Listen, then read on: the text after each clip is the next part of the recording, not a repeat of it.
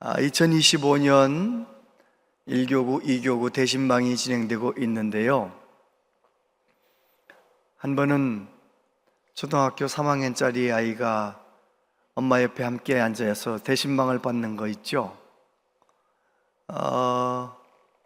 권사님들, 집사님들이 지난 1년 동안 감사했던 이야기 한 가지씩, 또 기도 제목 한 가지씩 이야기를 하는 쭉 돌아가는데, 마지막으로 이 아이한테 제가 저 아이는 예배도 잘 드리고 똘똘한 아이니까 한번 물어볼까 하고 물어봤어요. 너도 할래? 너도 말 한마디 할래? 그랬더니 하겠다는 거예요. 그래서 너는 지난 1년 동안 감사한 제목이 뭐야? 그랬더니 엄마 아빠하고 여행도 많이 다녔고 맛있는 것도 많이 먹어서 감사했습니다, 그러는 거예요. 아, 그러냐고. 그럼 기도 제목은 뭔데? 그랬더니 이 아이가 앞으로도 계속 맛있는 것을 많이 먹도록 해주세요. 그게 기도 제목이라는 거예요. 그래서 함께 다 웃으면서, 그래, 그게 초등학교 2, 3학년 아이의 기도 제목 맞지. 그런데 어른들, 집사님, 권사님들의 기도 제목은 그렇지 않았습니다. 어떤 분은 눈물을 흘리며 기도 제목을 이야기합니다. 숨 막힐 것 같은 문제 앞에서 너무너무 힘들다고, 왜 나에게 이런 어려운 일이 있는지 모르겠다고 너무너무 힘들어하면서 기도 제목을 이야기하는 분들이 한두 분이 아니었습니다. 제가 그렇게 고통스러운 기도 제목을 이야기하는 분들의 기도 제목을 들으면서 속으로 하나님 앞에 기도했습니다. 하나님, 저 집사님, 권사님이 당한 저 고난이 저 집사님을 정금 같은 믿음의 사람 될 수 있도록 하나님 은혜 내려주세요. 도와주세요. 기도가 저절로 나오는 거 있잖아요. 여러분, 하나님의 자녀가 당하는 고난은 나를 명품 그리스도인이 되게 만드는 변장된 축복이라고 말하지 않습니까? 악기 가운데 스트라디바리우스라고 하는 악기가 있어요. 바이올린, 비올라, 첼로, 안토니오 스트라디바리라고 하는 사람이 제작한 악기지요. 그런데 그 소리가 너무 아름답고 명품이 돼가지고요, 어떤 바이올린은 100억, 200억에 팔리는 거예요. 도대체 그 비밀이 뭔가? 아무리 제작자가 뛰어난 사람이라 해도 뭔가 비밀이 있겠다 싶어서 연구를 했는데요, 그 유럽 알프스 지역의 날씨가 그 비밀이라는 거예요. 1400년대 중반부터 1800년대 중반까지 지속된 소빙하기가 있었다고 합니다. 다시 말해서 그 기간 동안 추운 날씨가 계속됐다는 거예요. 그리고 특별히 1645년에서 1715년까지 70년 기간 동안은 더 특별히 더 추운 거예요. 그래서 천문학자 마운더라고 하는 사람이 그 기간 이름을 지었죠. 마운더 극소기라 해가지고 이 기간은 특별히 추운 기간. 그런데 안토니오 스트라디바리가 그 극소기가 시작되기 전 1년 전에 태어났어요. 그리고 그가 나중에 이제 그 추운 기간에 살면서 비올라를 만드는 거 있잖아요. 왜 그렇게 그 기간 동안에 자라난 나무, 알프스 지역에서 이 가문비 나무들이 성장을 하는데, 너무 날씨가 추우니까요, 날씨 때문에 성장이 지연되고 아주 단단하고 밀도가 높은 그런 나무로 목재가 형성이 되는 거예요. 그래서 그렇게 단단한 나무, 특별하게 그 극한 길을 지났던 그 나무를, 그 목재를 가지고 최고의 바이올린 제작자 스트라디바리가 그렇게 아름다운 명품 바이올린을 만들었다는 것입니다. 여러분, 오늘 말씀해 보면 다윗이 꼭 그런 사람이에요. 다윗은 10년 넘는 기간 동안 사느냐 죽느냐, 그 당시 왕이 말 한마디가 법인데 왕은 다윗을 죽이라는 거잖아요. 10년 넘게 왕을 피해서 도망 다니는 너무너무 고통스러운 시간을 보냈는데, 그가 그 기간 동안 낙심하고 넘어지는 것이 아니라 하나님 손에 붙들려서 명품 인생이 되어가는 거예요. 저와 여러분도 지금 이 시대 그렇게 녹록지 않은 여러 가지 상황 속에서 이 고난의 시간들, 특별히 숨막히는 어려움 가운데 있는 분들, 그 고난의 시간이 오히려 하나님을 더 깊이 만나고 하나님 손에 붙들림 받는, 하나님이 나를 빚어가시는, 그래서 명품 그리스도인으로 거듭나는 복된 기회가 될 수 있기를 바랍니다. 다윗은 어떻게 했기에 그렇게 그 고난의 시간에 더 좋은 믿음의 사람으로 세워질 수 있었을까요? 오늘 말씀에서 세 가지만 생각하겠는데, 첫 번째, 하나님께 집중했다는 것입니다. 1절, 2절 같이 한번 읽어보세요. 시작. 나를 지켜주소서. 내가 주께 피하나이다. 내가 여호와께 아뢰되 주는 나의 주님이시오니 주밖에는 나의 복이 없다 하였나이다. 아멘. 보통 사람들은 고난을 당하고 뜻밖의 어려움을 일을 당하면 어떤 생각들을 합니까? 많은 분들이 왜 하필 나에게 이런 고난이 왔나? 왜 하필 우리 가정에 우리 자녀에게 왜 이런 일이 생기나? 뭐 이러면서 참 원망하기도 하고 불평하기도 하고 낙심하기도 하지요. 그런가 하면 누군가 나를 힘들게 할 때 다 저 사람 때문이야, 그 사람 때문이라고 그렇게 말하기도 하고요, 생각하기도 하고, 너무 고통이 크고 힘들고 어려우면 차라리 죽어버렸으면 좋겠다, 뭐 이런 생각을 하기도 하지요. 그런데 다윗은 어떻게 했습니까? 하나님이여 나를 지켜주소서.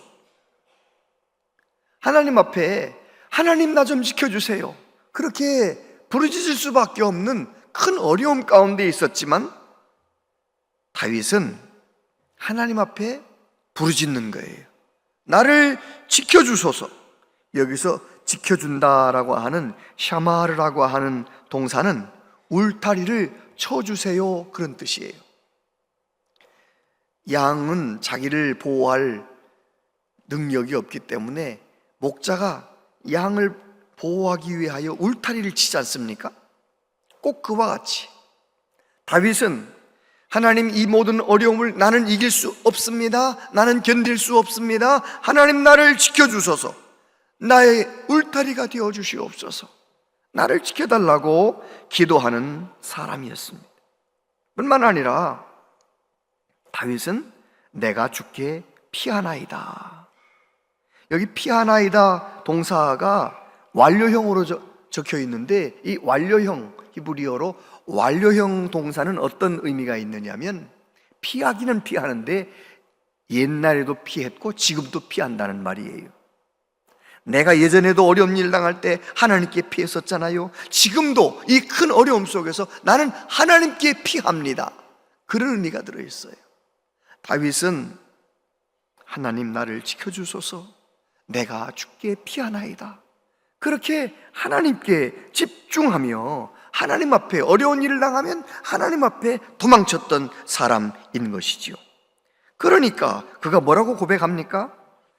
주는 나의 주님이시오니 주밖에는 나의 복이 없습니다, 그렇게 고백할 수가 있었던 거예요. 나는 주님밖에 없습니다.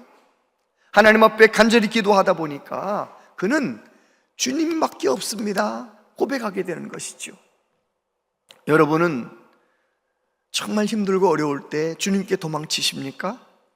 사람에게 가서 해결하려고 합니까? 주님께 도망치는 은혜가 있게 되길 바랍니다. 주님께 도망치면 되는 거예요. 유기성 목사님 어느 날 부흥회를 하는데, 부흥회를 하고 말씀을 다 전하고 이제 결단하기 위해 기도회를 하기 위하여 먼저 찬송을 하나 부릅니다.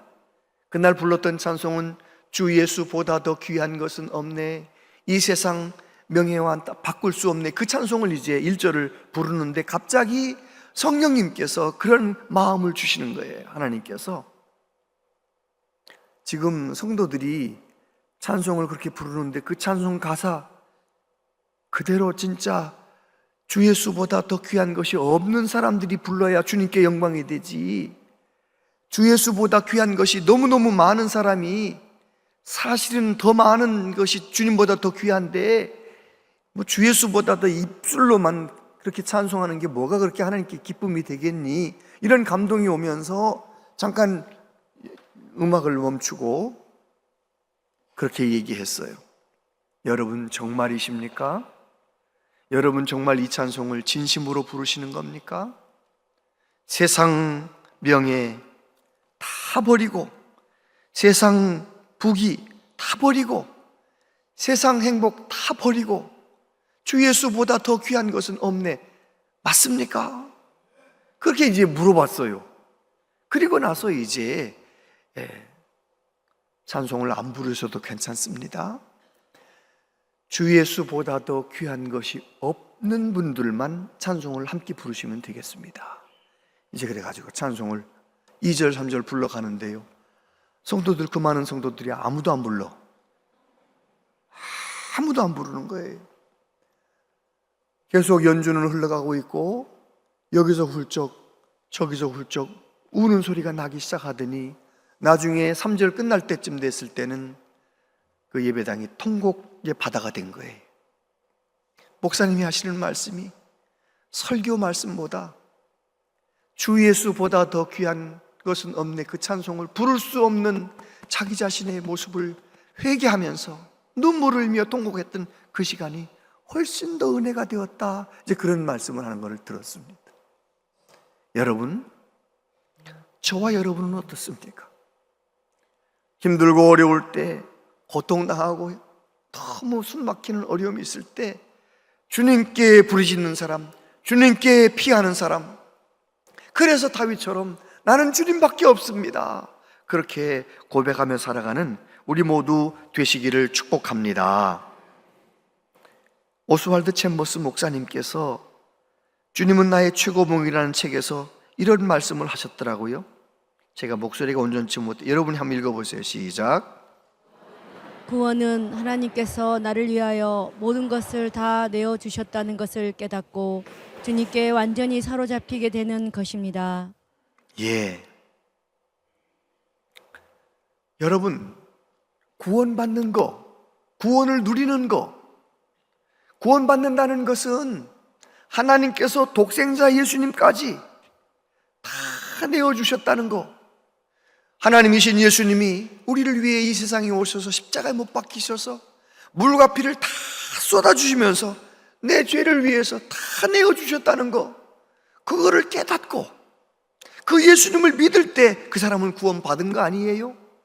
그런데 구원은 거기서 끝나는 것이 아니라 나 같은 사람을 위하여 다 내어주신 우리 하나님의 그 사랑에 감사해서 내 삶을 다 주님께 맡기고 주님의 사랑에 사로잡혀 살아가는 사람, 이것이 구원을 누리며 살아가는 사람이라는 것이지요.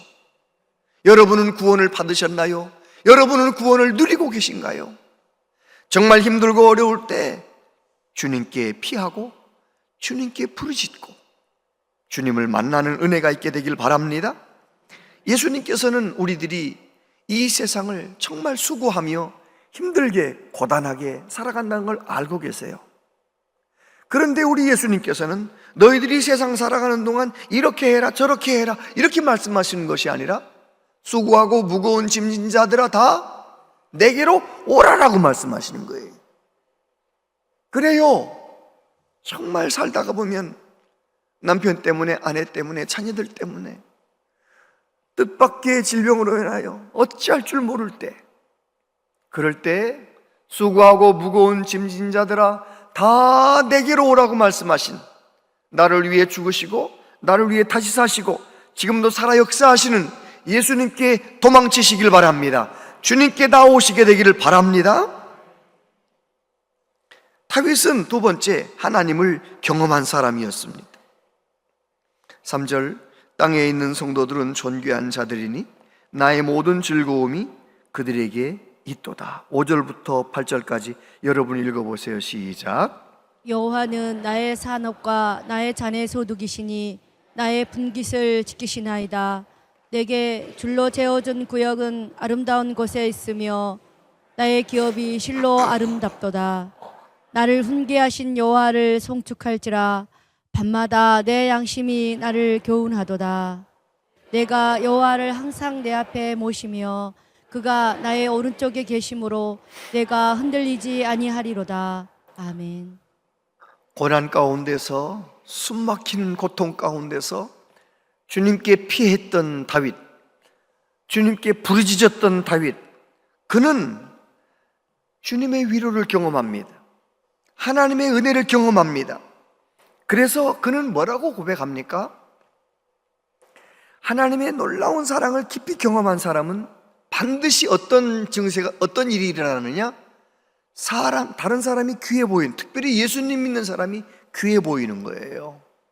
땅에 있는 모든 성도는 존귀한 자들입니다. 다윗과 함께 다니는 사람들이 문제 많은 사람들이었습니다.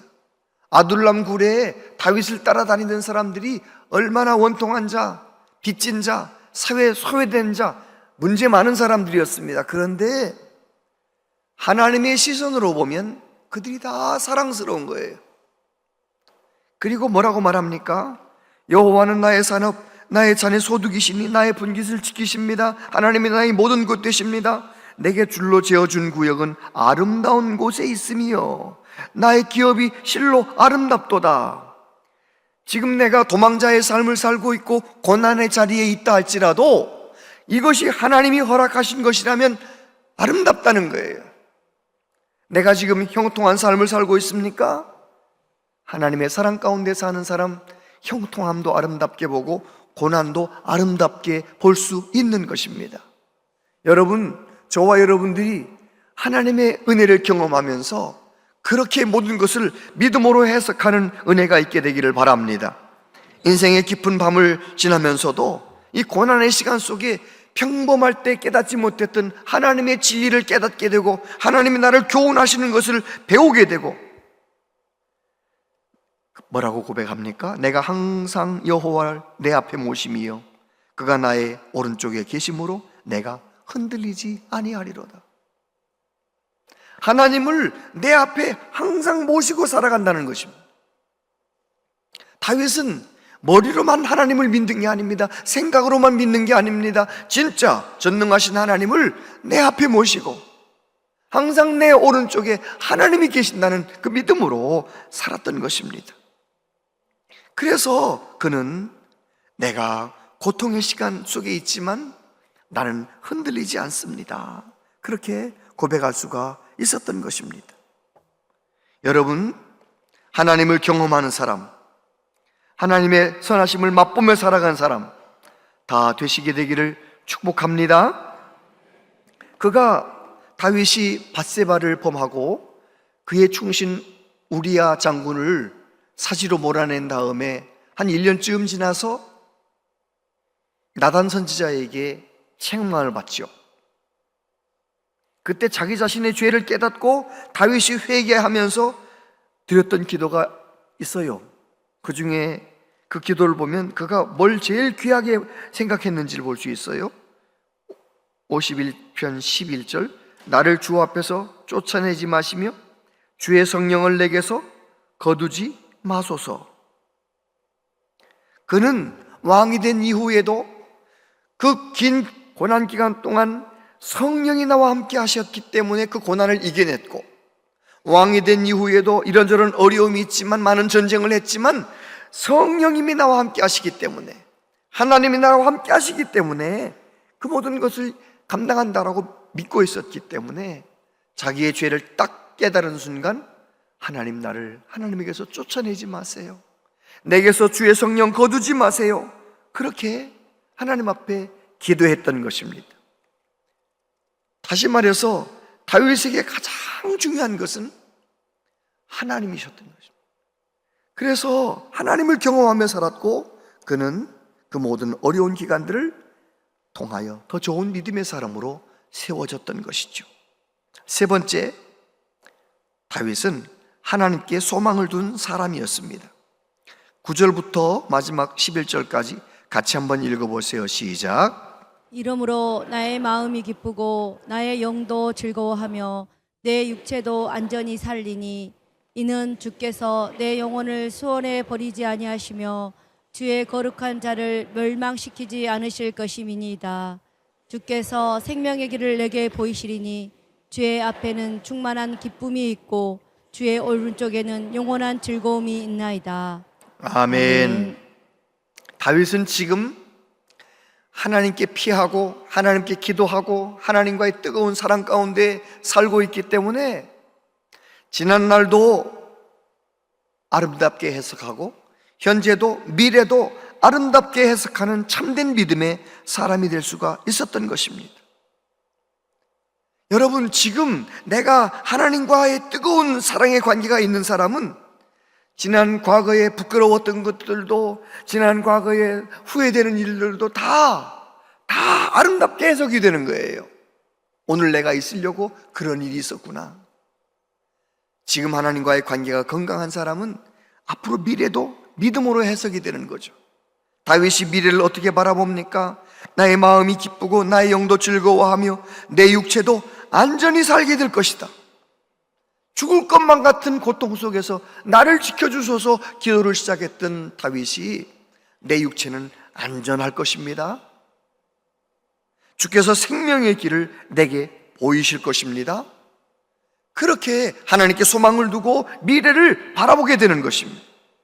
주의 앞에는 충만한 기쁨이 있고 주의 오른쪽에는 영원한 즐거움이 있나이다. 하나님과의 사랑 관계 속에서 다윗의 마음 가운데는 큰 기쁨이 있다라고 고백하고 있는 것입니다. 여러분은 하나님을 어떻게 믿고 어떻게 섬기고 계십니까?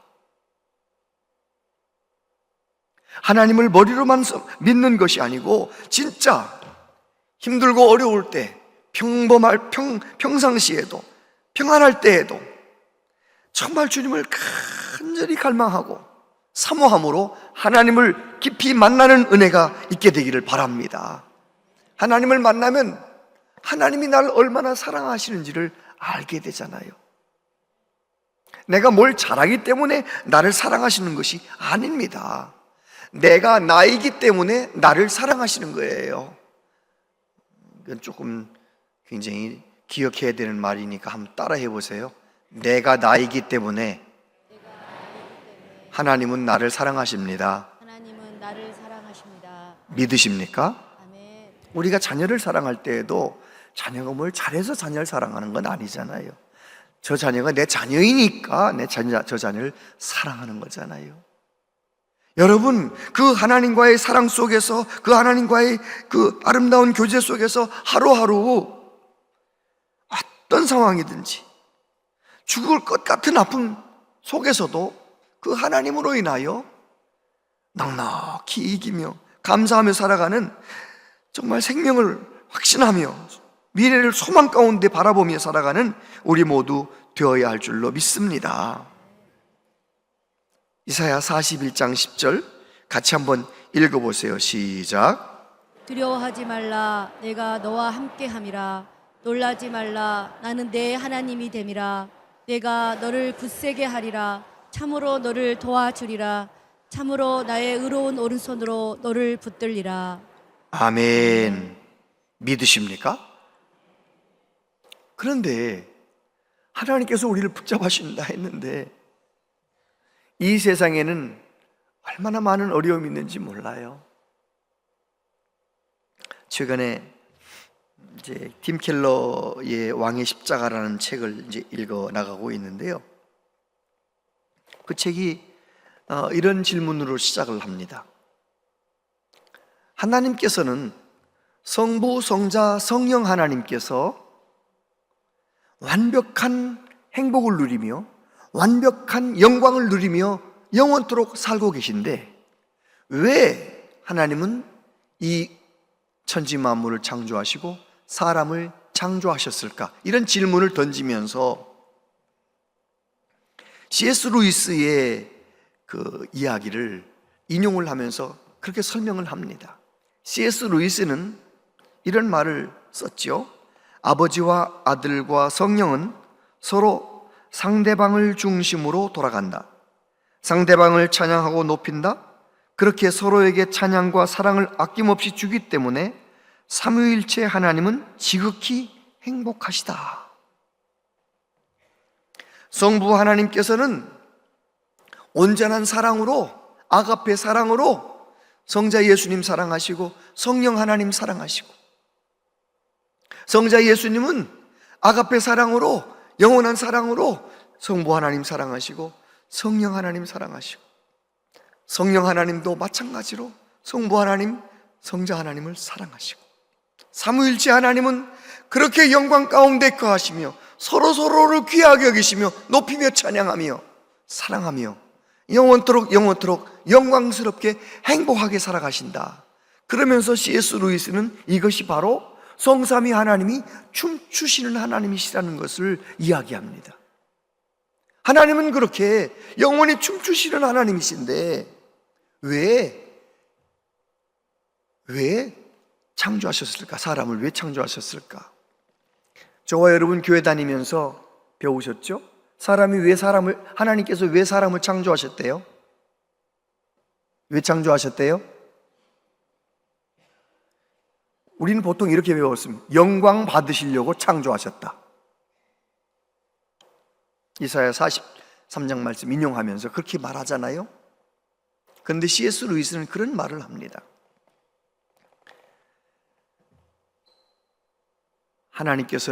하나님이 더 기뻐하시려고 우리를 창조하신 것이 아니고 하나님은 영원히 넘치는 기쁨으로 살아가시는데 왜 우리 사람을 창조하셨느냐?